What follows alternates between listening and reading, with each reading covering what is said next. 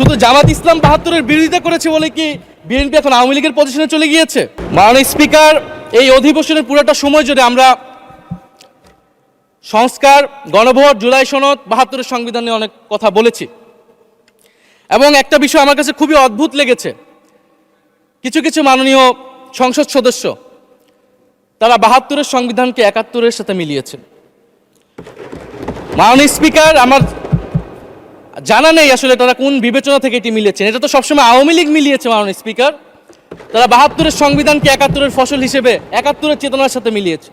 ৭২-এর মূলনীতিকে ৭১-এর মূলনীতি বলে ৭১-এর আদর্শ হিসেবে প্রচার করেছেন। আমরা তো সেটার বিরোধিতা করেছি মাননীয় স্পিকার সবসময়, এবং বিএনপির বহু নেতা এটার বিরোধিতা করেছে মাননীয় স্পিকার।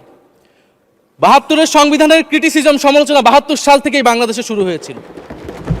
গত ১৬ বছর এই সমালোচনা তৈরি হয়েছিল। ৭২-এর সংবিধানের সমালোচনা মোটা দাগে তিনটি। প্রথমত, এই সংবিধান স্বাধীন বাংলাদেশের নির্বাচিত প্রতিনিধিরা প্রণয়ন করে নাই। আমি সরকারি দলের মাননীয় সংসদ সদস্য ব্যারিস্টার নওশাদ জমির সাহেবের সাথে, ওনার সাথে আমি সহমত পোষণ করে বলতে চাই, একটা স্বাধীন দেশের শাসনতন্ত্র রচনা করার অধিকার, সুযোগ সেই দেশের নির্বাচিত প্রতিনিধিদের হওয়া উচিত।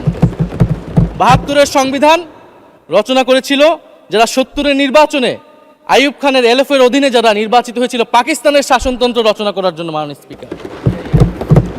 দ্বিতীয়ত, এই ৭২-এর সংবিধান ইনহেরেন্টলি এটা একটা আনডেমোক্রেটিক কনস্টিটিউশন। একজন ব্যক্তির হাতে সকল ক্ষমতা অর্পণ করা হয়েছিল মাননীয় স্পিকার। সেই সময় শেখ মুজিবকে সামনে রেখে এই সংবিধান তৈরি করা হয়েছিল। একজন ব্যক্তির হাতে সংসদের ক্ষমতা, নির্বাহী বিভাগের ক্ষমতা, এমনকি বিচার বিভাগের ক্ষমতাও নানা কায়দা করে তার হাতে তুলে দেওয়া হয়েছিল মাননীয় স্পিকার। ফলে স্বৈরতন্ত্রের বীজ কিন্তু সেই ৭২-এর সংবিধান থেকে বাংলাদেশে শুরু হয়েছিল। এবং সবচেয়ে ইম্পর্টেন্ট, এই সংবিধান হচ্ছে মুজিববাদী আদর্শ দ্বারা রচিত হয়েছিল মাননীয় স্পিকার। ৭১-এর আদর্শ কিন্তু চার নীতি ছিল না মাননীয় স্পিকার। ৭১-এর আদর্শ ছিল সাম্য, মানবিক মর্যাদা, সামাজিক ন্যায় বিচার। ৭২-এর সংবিধান এসে বলা হলো জাতীয়তাবাদ, বাঙালি জাতীয়তাবাদ, ধর্মনিরপেক্ষত্ব, গণতন্ত্র এবং সমাজতন্ত্র, এবং এটার বিরুদ্ধে বিদ্রোহ করেছিলেন মেজর জিয়াউর রহমান।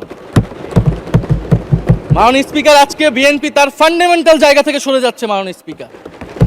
শুধু জামাত ইসলাম ৭২-এর বিরোধিতা করেছে বলে কি বিএনপি এখন আওয়ামী লীগের পজিশনে চলে গিয়েছে?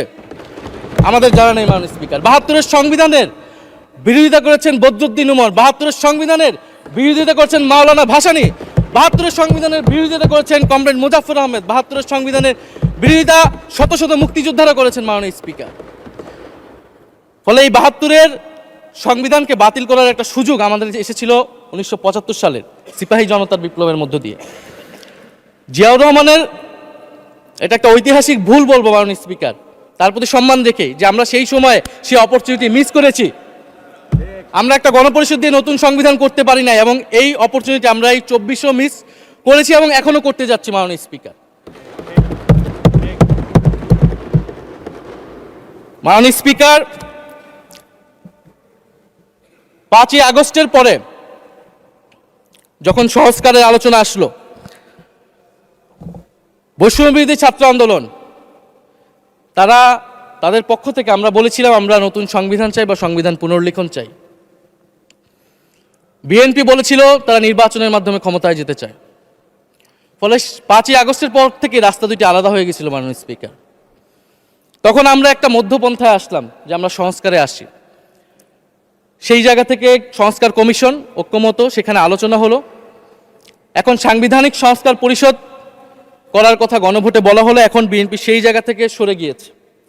এখন বিএনপি যদি সেই জায়গা থেকে সরে যায়, আমাদেরকে পূর্বের জায়গায় ফেরত যেতে হবে মাননীয় স্পিকার। সংবিধান পুনর্লেখনের দাবি আমাদেরকেও জানাতে হবে, তারা যদি ৭২-এর পক্ষে এরকম অটল অবস্থানে থাকে। প্রবাসীদের জন্য নির্মাণ হচ্ছে দেশের প্রথম স্মার্ট সিটি, যেখানে থাকছে স্কুল, মসজিদ, হাসপাতাল, সুইমিং পুল, হেলিপ্যাড, পাঠাগার, জিম, সুপারমার্কেট, শিশু পার্ক সহ সকল নাগরিক সুবিধা। মাত্র ৩০ লাখ টাকা বিনিয়োগে মিলছে আকর্ষণীয় ফ্ল্যাট। প্লাটিনাম ইনভেস্টরদের জন্য ঢাকা বিমানবন্দরে ভিআইপি প্রোটোকল সুবিধা। বিস্তারিত জানতে যোগাযোগ করুন স্ক্রিনে দেয়া হোয়াটসঅ্যাপ অথবা ইমো নাম্বারে।